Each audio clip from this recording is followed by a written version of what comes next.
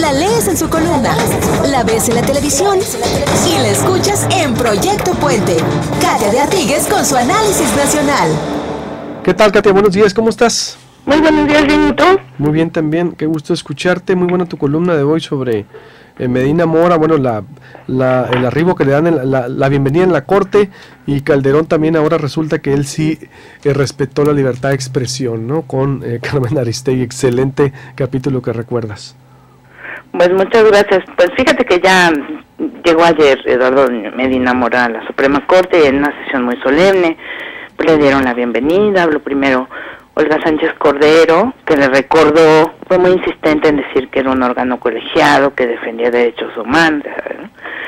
Y bueno, la verdad es que el discurso de Medina Mora fue muy emotivo, recordó que su padre había sido propuesto por Zedillo, si no mal recuerdo, que reformó todo el Poder Judicial y se volvió a nombrar a todos los integrantes de la Suprema Corte. Su padre no lo logró, pero él sí. Se aventó también un chiste, citó a una integrante de la Suprema Corte de Estados Unidos y dijo que bueno, que ella le había contado que el más reciente siempre le educaba a servir el café a los demás ministros, y dijo: yo con mucho gusto lo haría también, ¿no? En fin, nadie dice que no es encantador, ¿no? El chiste es que muy pronto Medina Mora podría tener que excusarse de participar en una decisión, porque se calcula que después de Semana Santa, ahorita es el asunto número 13 en la lista de espera de la Corte, se va a discutir el tema de un arraigo que él pidió. ¿Cómo ves? Es decir, es lo que vi. Si es constitucional o no el arraigo de una persona que fue detenido y arraigado. Ustedes saben que el arraigo es: yo te detengo aquí unos días, no te estoy acusando de nada mientras averiguo, como se diría, ¿no? Y bueno, entonces este señor fue detenido cuando se dio una fuga de reos en un penal de ¿dónde? Bueno, ahorita te busco el dato, que lo estoy diciendo de memoria, y pues Medina Mora fue el que pidió el arraigo por parte de la PGR. Pues va a ser muy simpático y no ver qué va a pasar, porque sin duda este hombre que fue encargado de la política de seguridad durante pues parte del sexenio de Fox y de Calderón y después de la PGR, y fue director del CISEN, pues todos sabíamos que llegaría quizá un momento en el que o varios, ¿no?, en los que tendría que excusarse de participar en una discusión porque estaría directamente involucrado, y hay pues muchos temas que llegarán tarde o temprano a la Suprema Corte, y él va a estar 15 años ahí relacionados con seguridad, la política contra el narco, etcétera, pero pues resulta ser que es muy pronto. Por otro lado, pues hablando del conflicto de Carmen Aristegui, ayer fue muy sorprendente ver que la Secretaría de Gobernación sacó un comunicado. ¿Tú cómo lo viste? Muy inusual, es decir, exacto. Sí, inusual encierra la palabra, no sé, hasta la hizo casi, parecía un comunicado de la Secretaría del Trabajo, ¿no? Llamaba a mediar a las partes, es decir, no entiendo, y cómo dice Secretaría de Gobernación que respeta el periodismo crítico, o no, es decir, profesional. Que un conflicto entre particulares, ¿no? Exacto, lo deja en ese campo, pero es inusual que salga en medio de esta crítica internacional, ya incluso, Katia, ve la dimensión de la salida de Carmen de Wall Street Journal, es decir, medios muy serios europeos, estadounidenses, de todas partes del mundo ya sobre ese tema. Hasta venezolanos también. Venezolanos, sí. Me preocupa la dimensión, no sé si haya ameritado Gobernación y dijo, lo tengo que salir a decir, pero la respuesta la veo de alguna manera pues un escueto comunicado, 5 párrafos que no sé si abone al debate de manera saludable o deje más dudas. Yo creo que deja más dudas, la verdad. Tengo un corte, Katy, vuelvo contigo para cerrar con el tema. ¿Sí me permites? Sí, claro. Voy a hacer un corte y vuelvo con Katy Artigues porque es muy interesante, en verdad, le ha dado mucho seguimiento a lo de Carmen Aristegui en Twitter, en Facebook, ha abierto mucho debate en redes sociales, en sus columnas también, y tiene algo importante que decirnos al respecto. Aquí hemos escuchado a Genaro Villamil, a Lorenzo Meyer, y será interesante ver qué es lo que dice Katy Artigues al respecto. Volvemos. Contundente,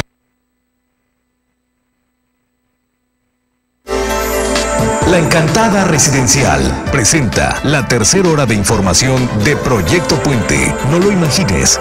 Ven y vive. 260-6202.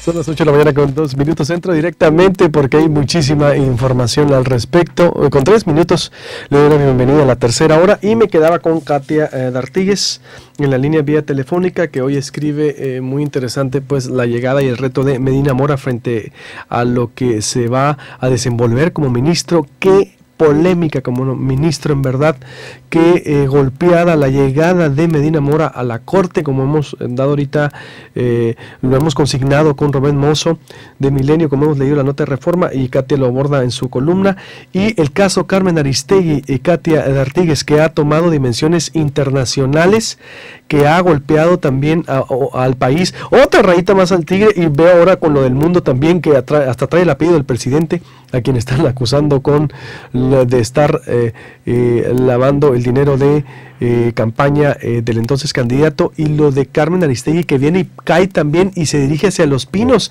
el conflicto, Katia, directamente.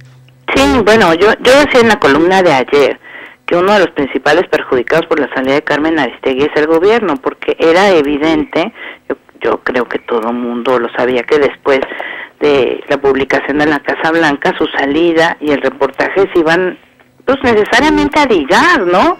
Es decir, al menos como referencia inmediata. Entonces, si bien creo a la fecha que no hay pruebas incontrovertibles de que el gobierno tuvo que ver con la salida de Carmen Aristegui, pues hay muchas dudas, y la sola duda les pega muchísimo. Yo no sé, la verdad, porque digo, no es la primera vez que corren a Carmen Aristegui, es la tercera, siempre ha habido una reacción fuerte, esta vez ha sido la más fuerte. Si alguien, un tercer interesado, pensó que esto se iba a olvidar pronto, que pues la verdad es que pues como hacerle, o sea, reiterar que el editorial de The Economist tenía razón, no entienden que no entienden, ¿no? Lo cierto es que ayer quien entró y hizo un comentario fue Felipe Calderón, quien dijo que en su gobierno se respetó escrupulosamente la libertad de expresión. Y pues aquí nada más y es muy interesante retomarlo justo ahorita, porque pues recordarás en la pasada salida de Carmen Aristegui en MBS, cuando ella preguntó, citando a Gerardo Fernández Noroña, sobre si el presidente tenía un problema con su manera de beber, MBS citó su código de ética y por eso la despidió. Y siempre negaron que había habido alguna presión de Los Pinos. Años después, Joaquín Vargas salió, y a cuadro, hay una entrevista en CNN que pongo en la liga en mi columna, que es interesante verlo ahora, pues salió y dijo que sí, siempre sí. Incluso Javier Lozano, actual senador, que entonces era el secretario de Comunicaciones y Transportes, le dijo algo así como, estaban discutiendo, también recuerda que MBS tenía una banda de 2.5 GHz que defendió muchísimo y que finalmente le acabaron quitando, ¿no? Entonces en ese momento estaba la negociación por la contraprestación de si te quedas o no, y Javier Lozano, en palabras de Joaquín Vargas, dijo, hemos encontrado méritos propios a tu proyecto del lado 5, pero si recontratas a la periodista, se lo lleva a la chingada, ¿no? Y Joaquín Vargas en esa entrevista dice que esa reunión con el secretario de Comunicaciones y Transportes le dijo claramente que el presidente sabía que estaba ahí, su esposa, Margarita Zavala, y por supuesto Alejandra Sota, que era la vocera del gobierno federal. Entonces, bueno, pues se mordió la lengua, por decir lo mínimo, pero también está el antecedente de que lo que ahora dice MBS, que bueno, que fue por pérdida de confianza, etcétera, etcétera, que pues, también no lo dudo. Carmen debe ser un dolor de muelas para cualquier o para muchos concesionarios típicos en el país que buscan pues periodistas, sí, pero que también pues puedan ser de una otra manera, ¿cómo decirte? Que estén de acuerdo con la línea editorial, etcétera, cuando pues Carmen negoció, y yo creo que aquí la clave jurídica es muy importante decirla, negoció un contrato en el cual le daban a ella completa libertad, es decir, nadie le dobló la mano en su momento a la estación para darle completa libertad a Carmen, y creo que pues por ahí vendrá el conflicto, ¿no? Tiene todo el derecho a hacerlo. Pero fíjate que también hay un tema que es interesante. Hay un presupuesto muy importante que además crece año con año, que los gobiernos ejercen para pues pagar publicidad gubernamental, ¿no? Y no te pago para que me pegues, ¿no? Exactamente, y asciende a 12,000 millones de pesos, según un estudio que hizo, bueno, fundar Artículo 19, etcétera. Y ha habido muchísimos intentos y siempre se presta pues a malas interpretaciones. Ven a más lo que está pasando con los periódicos de los ILI, que el gobernador de Baja California públicamente les dice: no les voy a dar dinero porque ustedes me están pegando, etcétera, ellos los van a demandar. Pero ¿quién crees que el 16 pero denuncian de extorsión? Es decir, lo que denuncia los gobiernos de Baja California, los 5 gobiernos y el gobernador, dicen libertad de expresión, no de extorsión. Es decir, que por contratos millonarios estaban negociando la línea editorial. Es muy fuerte la acusación contra Periódico Silly, y Periódico Silly contestó con una demanda por difamación. Así es. Lo cierto es que este dinero, para el bien de todos, debería de aclararse puntualmente, ¿no? Porque si se presta a muchas malas interpretaciones, se prestaría también a manejos discrecionales, sobre todo de gobernadores, pero bueno, también del gobierno federal, que tiene muchísimo dinero. Entonces, desde hace mucho tiempo yo recuerdo a Fátima Fernández Crislev, desde mucho antes del 2000 que llegara Fox abogando por este tema, etcétera, han dicho: pues es que necesitamos transparentarlo y transparentarlo y transparentarlo. ¿Qué crees? No nos acordábamos, pero el 16 de julio de 2012, en un artículo en Reforma, se publicó en Reforma, Peña Nieto anunció la creación de la Comisión Nacional Anticorrupción, de mayores cosas de transparencia, pero también dijo, mira, lo voy a citar: impulsaré la creación de una instancia ciudadana y autónoma que supervise la contratación de medios de comunicación con fines publicitarios en todos los niveles de gobierno. Esta medida tiene como finalidad garantizar que los contratos publicitarios se lleven a cabo bajo los principios de utilidad pública, transparencia, respeto a la libertad periodística y acceso ciudadano a la información. ¿Y qué pasó con esta propuesta presidencial? Pues nada. Así es. Y es un tema que yo estoy de acuerdo contigo, que debe de debatirse, solo que los gobiernos, el dinero de publicidad es público también. Es público, es dinero público y debe de transparentarse y que claro, se diga.